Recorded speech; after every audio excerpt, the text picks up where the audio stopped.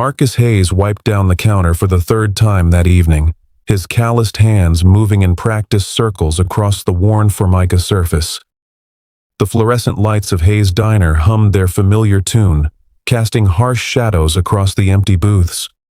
It was nearly midnight, and the rain hammered against the windows like desperate fists seeking entry.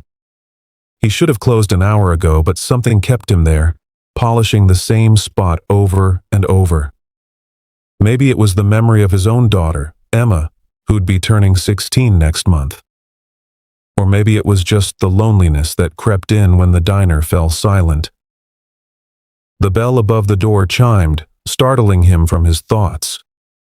A girl stumbled in, soaked to the bone, her dark hair plastered against her pale face.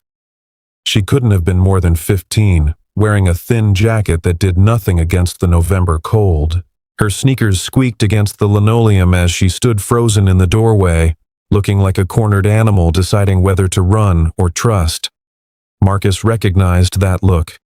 He'd seen it in Emma's eyes when her mother left them 3 years ago. "Please," the girl whispered, her voice barely audible over the storm. "I just need somewhere warm. Just for a little while." Marcus's instincts screamed warning. This was how good intentions became legal nightmares. This was how a single father trying to do right could lose everything. But those eyes, those desperate, frightened eyes, reminded him why he'd opened this diner in the first place. "Sit down," he said quietly, nodding toward the corner booth. "I'll make you something hot to eat." The girl devoured the grilled cheese sandwich and tomato soup like she hadn't eaten in days. Marcus sat across from her, nursing a cup of coffee, watching the tension slowly drain from her shoulders. "What's your name?" he asked gently. She hesitated, her eyes darting to the door. "Sophie. Sophie, I'm Marcus. This is my place." He paused, choosing his words carefully. "You're running from something, or someone." She stiffened immediately, her guard slamming back into place. "I'm 18. I can go wherever I want." Marcus didn't call out the obvious lie. "Okay," he said simply. "But it's late. The storm's getting worse, and you don't have anywhere to go." Sophie's lower lip trembled, but she fought to control it. Marcus had seen Emma do the same thing countless times, trying so hard to be brave when the world felt too big and scary. "Look," Marcus continued, "I have a daughter about your age. If she were out there, cold and scared, I'd want someone to help her, to make sure she was safe." "You don't understand," Sophie said, her voice cracking. "My mom, she doesn't get it. She never listens. She's trying to control my entire life." Marcus nodded slowly. He'd heard variations of this story before, usually from Emma when she was angry about curfews or phone restrictions. But something in Sophie's tone suggested deeper wounds. "Running away isn't solving anything," he said carefully. "It's just making new problems." "I can't go back," Sophie insisted, tears finally spilling down her cheeks. "I won't." The rain intensified, and Marcus made a decision that would change everything. "You can sleep in the back office tonight. It's got a couch. Tomorrow we figure this out properly. Together." Marcus gave Sophie an old sweatshirt and sweatpants that Emma had left at the diner months ago. He made up the couch in his small office with clean blankets from the storage closet, the same ones he kept for the rare nights when he worked so late that driving home felt impossible. Sophie stood in the doorway, transformed by dry clothes, looking younger and more vulnerable than before. "Why are you helping me?" she asked, genuine confusion in her voice. "You don't even know me. I could be lying about everything." Marcus smiled sadly. "Maybe. But I know what it's like to feel alone. And I know that sometimes people just need someone to believe in them, even when they're making mistakes."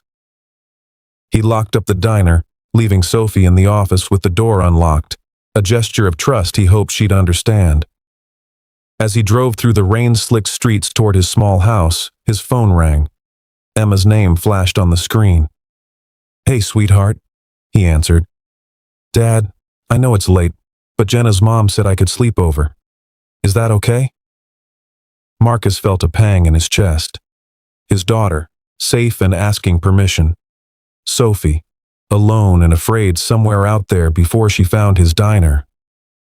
"Of course," he told Emma. "Have fun. Love you." "Love you too, Dad." As he pulled into his driveway, Marcus couldn't shake the feeling that he'd just stepped into something far more complicated than a simple act of kindness. But as he thought of Sophie curled up on that couch, finally warm and safe, he knew he'd made the only choice he could live with. Tomorrow would bring its own challenges. Tonight, at least, one frightened girl wasn't sleeping in the rain. Marcus arrived at the diner just after dawn, carrying a bag of fresh pastries from the bakery 2 blocks over. The storm had passed, leaving the streets washed clean and glittering in the early light. He half expected to find the office empty. Sophie vanished like a ghost, but she was still there, curled up under the blankets, her face peaceful in sleep. He quietly started the morning prep, the familiar ritual of grinding coffee beans and firing up the grill. The smell must have woken her because 20 minutes later, Sophie emerged, hair tangled, looking disoriented. "Morning," Marcus said, sliding a plate of scrambled eggs and bacon toward her. "Thought you might be hungry." Sophie ate slowly this time, more aware of her surroundings. "Thank you," she said quietly. "For last night. For not calling the cops." "We need to talk about that," Marcus said, sitting down across from her. "Sophie, I meant what I said. Running away isn't the answer. Whatever's going on with your mom, there are better ways to handle it." "You don't know what she's like," Sophie said, her voice hardening. "She's impossible. Everything has to be her way. She doesn't trust me, doesn't listen to me. She treats me like I'm 5 years old." Marcus nodded, recognizing the universal lament of teenagers everywhere. But he also recognized something deeper in Sophie's tone. Real pain beneath the adolescent rebellion. "Tell me what happened," he said gently. "What made you run?" Sophie's hands trembled as she gripped her fork. "She went through my phone, found messages with my boyfriend. She freaked out, said terrible things, told me I couldn't see him anymore. We had this huge fight and..." Her voice broke. "She said I was just like my father, reckless and selfish." Before Sophie could continue, the bell above the door chimed. A woman burst in, her face pale and wild with panic, followed by 2 police officers. She spotted Sophie immediately, and a sound like a wounded animal tore from her throat. "Sophie! Oh my God! Sophie!" The woman rushed forward, but Sophie jumped up, backing away, her face a mask of anger and fear. "Stay away from me!" Marcus stood, positioning himself instinctively between them, his hands raised in a calming gesture. "Everyone just... let's all take a breath here." One of the officers, a seasoned veteran with gray at his temples, stepped forward. "Sir, are you Marcus Hayes, owner of this establishment?" "I am." "We received a missing person report last night. This young lady's mother has been looking for her."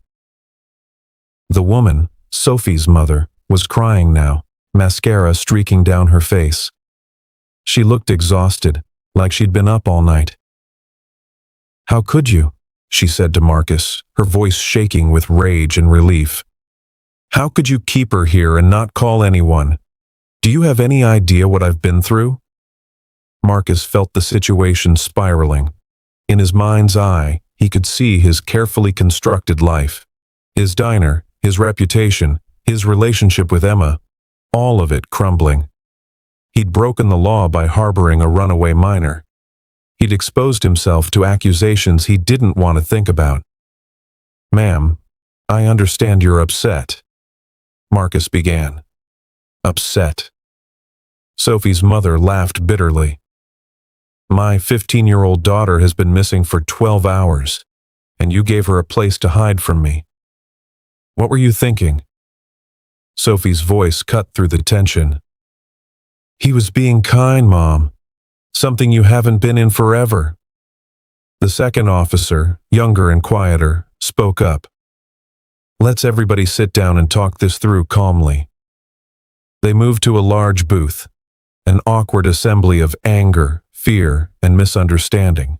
Marcus explained everything, Sophie coming in from the storm, giving her food and shelter, planning to help sort things out in the morning. Sophie's mother, whose name was Catherine, listened with her jaw clenched, tears still streaming down her face. You should have called the police immediately, she said to Marcus. You had no right. I know.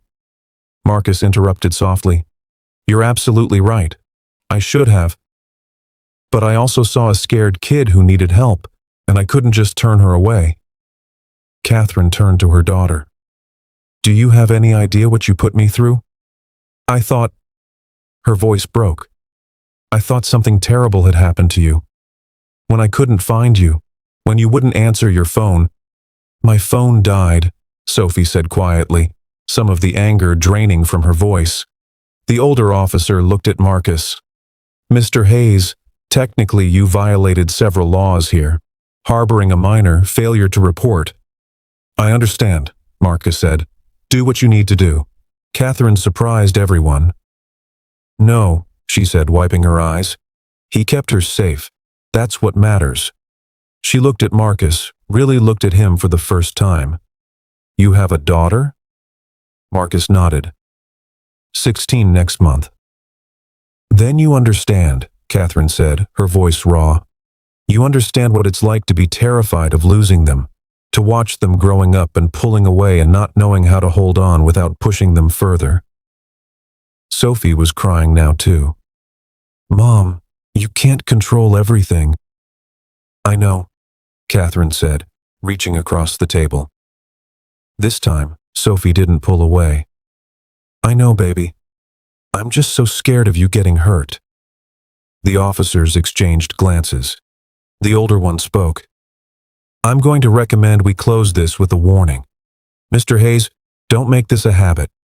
Sophie, your mother's been through hell. And Catherine, maybe consider some family counseling. As they prepared to leave, Catherine turned to Marcus one last time. Thank you, she said quietly, for keeping her safe. For giving her somewhere to go when she felt she had nowhere. Marcus watched them leave together, mother and daughter, still broken, but maybe starting to heal. His phone buzzed, a text from Emma. Morning, Dad. Love you. He smiled, typing back. Love you too, sweetheart. See you tonight. The diner filled with morning customers, and Marcus returned to his counter, to his grill, to the life he'd almost lost trying to do something right. Sometimes kindness was complicated.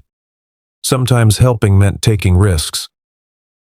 But as he looked at the booth where Sophie had sat, he knew he'd do it all again. Because that's what you did when someone needed help. You showed up. Even when it was hard. Even when it was dangerous. You showed up.